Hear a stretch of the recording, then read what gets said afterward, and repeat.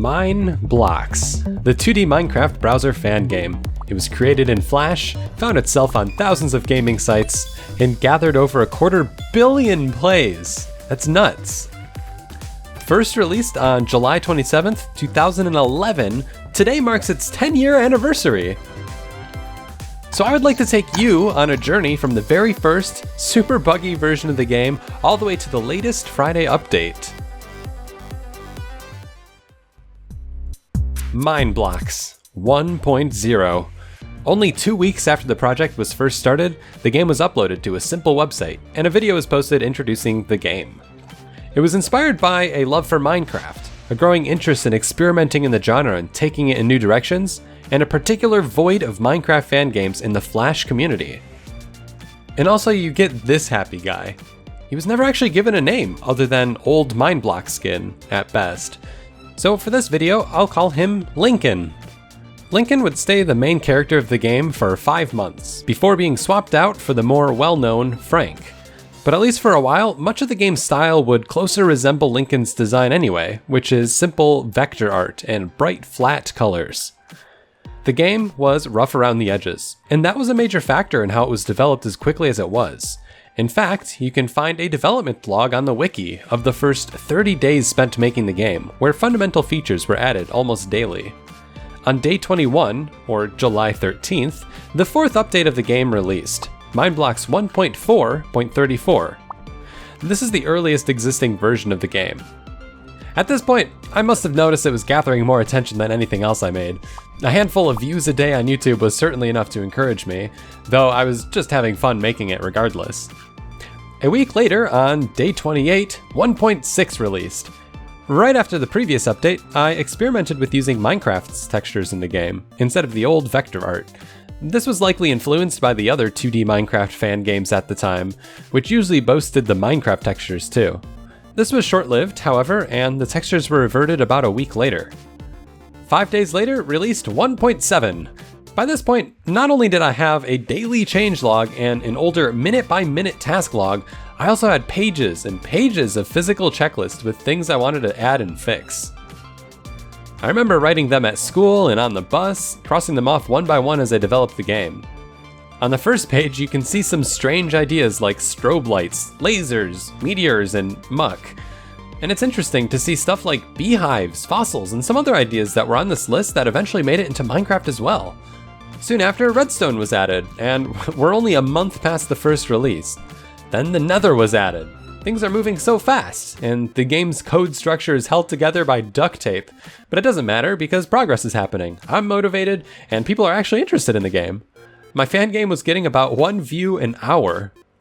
About another month passes, with new features being released just about every week. After 1.15 released, I turned 15, and I was able to use the internet on my own computer more regularly, instead of having to use my parents' computer or have to go to the library to update my website. So I created a Newgrounds account and uploaded Mineblock there, hoping to give the game a wider audience. Whether directly or indirectly, Newgrounds actually had a huge impact on Mineblock, and I'm very thankful for the unique opportunities I got from it. October 2011. The updates are now taking longer, but containing a large amount of new features. The release of 1.17 introduced the infamous and memorable J block, but still to this day, J is quite useless. For now. The game started picking up steam at this point. There were endless things to work on, and an audience who appreciated the fan game even in its infancy. I was receiving feedback from an in-game contact form, as well as a steady increase in reviews on Newgrounds and comments on YouTube. My update posts on the Minecraft forums attracted the attention of Davis, who DM'd me offering to provide art assets. So in 1.19, Mineblock gained a proper title logo, pleasing block textures, new interface art, and some real mob sprites, including Frank, the new main character. Davis really helped push the game forward immensely by giving it a fresh coat of paint. Although afterwards I continued creating the art, the clear improvement in quality had directly inspired and impacted my own efforts to create better assets for the game. Davis also had made some promotional art that is still used on my site and on social media today. In the first year, around 25,000 people played the game. The momentum led into the new year with a series of 1.19.4 updates. A basic account system was added, which allowed players to gain experience points on their accounts to spend on items like diamonds, golden apples, and obsidian pickaxes. Only around 400 people had a chance to see this feature, because unfortunately, the increase in activity on my site led to it going over my monthly quota, and the site went down. The account feature was swiftly removed to lower bandwidth, but it would soon become evident a better server was going to be needed anyway. 1.20 featured Creative Mode, or Sculpture Mode as it was called at the time. Before Creative Mode, I actually had a secret developer's control panel that you could hack into. The password was FDSA plus 20 more than half the minutes on the clock, if you were wondering.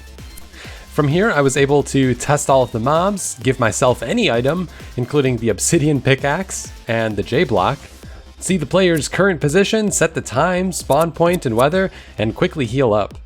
Some of these features later made it into Creative Mode itself, starting in 1.22. After a couple of months, an accidental 1.20.1 update released, which included backdrops, a feature that would certainly prove annoying and confusing for many years to come. Soon after, the 1.21 update came out, featuring flaming chickens, which was added after a discussion a friend at school had with me about the ridiculous, unforgiving chickens in Zelda Ocarina of Time. On June 11th, a webpage was created called Add Enderman. The idea was that the end dimension would be added to Mineblocks if the page reached 5,000 views. It didn't take too long to achieve the goal, but it would be another 4 months until the end was actually added. Before then, the mushroom biome was added in 1.22, with wolves and dogs following only a few weeks later.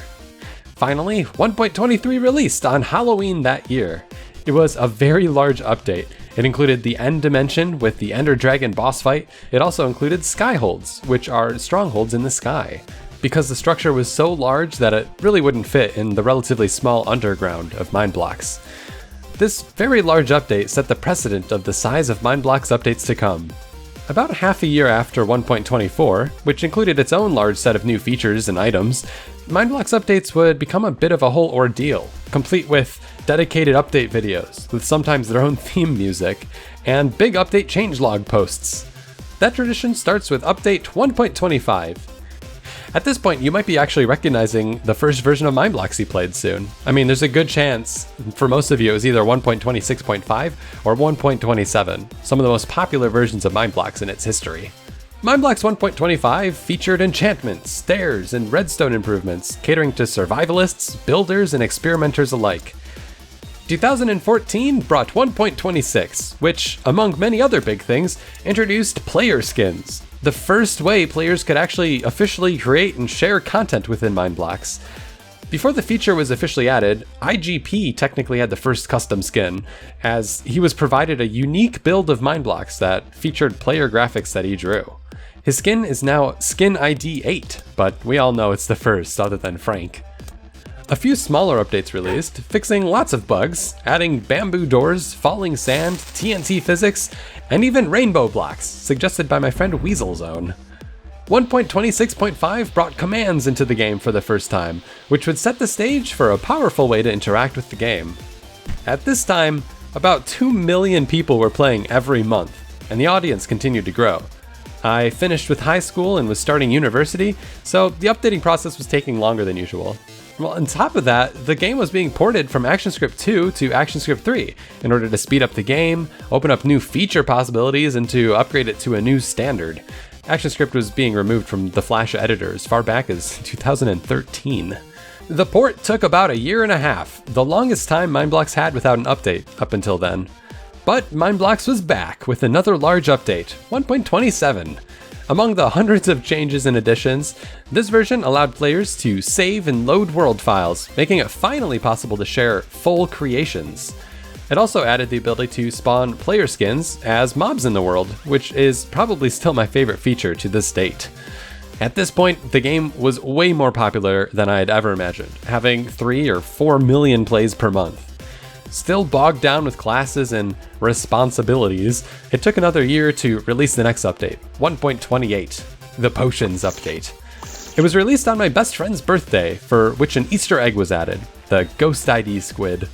1.28 also featured command books, which made it easier to run commands quickly, and balloons, my current favorite item. And then the rumors that Flash games would be ending started getting louder. Plays started decreasing on the game as web games started to phase out in favor of mobile games. So I started to make a game engine to replace Flash. And then 2017 passed. I started rewriting the mob code in Mineblocks, and it was taking a lot of time and effort. Then 2018 passed. I graduated, started a full-time job, and I was still working on the game engine and actually using it to port games. And then, finally, 1.29 came out. The update featured a lot of polish, stuff that made the game feel better to play, like better controls, new animations, and well over 100 fixes and tweaks. Players definitely needed to feel satisfied and impressed by the update, otherwise it really wouldn't have been worth the 3-year wait. So with the end of Flash only a year away, the major focus of 2020 was to preserve Mineblocks. The game engine was ready to be the new home for Mineblocks, and all that really remained was, well, rewriting 50,000 lines of code.